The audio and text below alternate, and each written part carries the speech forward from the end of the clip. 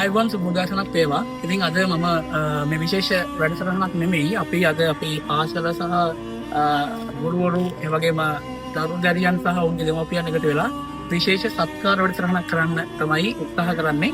මොකද අපි ඕගොල්ලෝ හැමෝම දන්නවා අද රටේ තත්ත්වය මේ වෙනකොට ලංකාවේ හැම ප්‍රදේශයක්ම වගේ විශේෂයෙන්ම මේ පහුගිය දවස්වල ඇතිවෙච්ච ගම් වතුර සහ නායම් ව්‍යසනය නිසා විනාශයට පත් වෙලා තියෙනවා. ඉතින් ඒ අය මේ වෙනකොට ගොඩ දෙනෙක් සම්පූර්ණ මේ ආපදාවට ලක් වෙලා ඉන්නේ. ඉතින් ඒ ආපදාවට ලක් වෙච්ච අය වෙනුවෙන් අපි දන්නවා රටේ හැමතැනම මේ වෙනකොට මේ විශේෂ වැඩසටහන් පවත්වාගෙන යනවා සහ ආධාරෝපකාර එකතු කරලා අය වෙනුවෙන් පරිත්‍යාග කරනවා. ඉතින් අපි ඒකට අපේට පුළුවන් කාට අපේ දරුවෝ එක්ක එකතු වෙලා අපේ දෙමව්පියෝ එක්ක එකතු වෙලා වැඩසටහනක් ක්‍රියාත්මක කරගෙන යනවා මේ වෙලාවේදී. මේ මොහොතේදී මම ඉන්නේ අප විද්‍යාල නිර්මාණ විද්‍යාලයේ විද්‍යාල පරිශ්‍රයේ.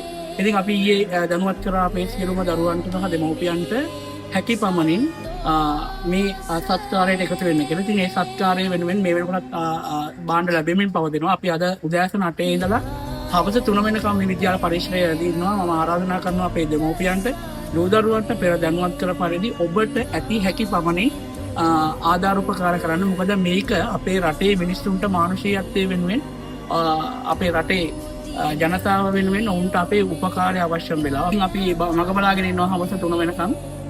ඔයාලා අපිට ගෙනත් දෙන දේවල් එක්ක එකතු කරගෙන ගිහිල්ලා ඒ අසරණ වෙලා ඉන්න මේ මොහොතේ ආපදාට ලක් වෙලා ඉන්න අය වෙනුවෙන් උදව්පකාර කරන්න බලාගෙන ඉන්න. ඉතින් ආරාධනා කරනවා හැකි ඉක්මනින් විද්‍යාල පරිශ්‍රයක ඔබට පෙර දැනුවත් කළ සියලු දේ හැම දෙයක්ම නෙවෙයි ඔබට පුළුවන් දේවල් ගෙනල්ලා මෙතෙන්ට බාර දෙන්න කියලා.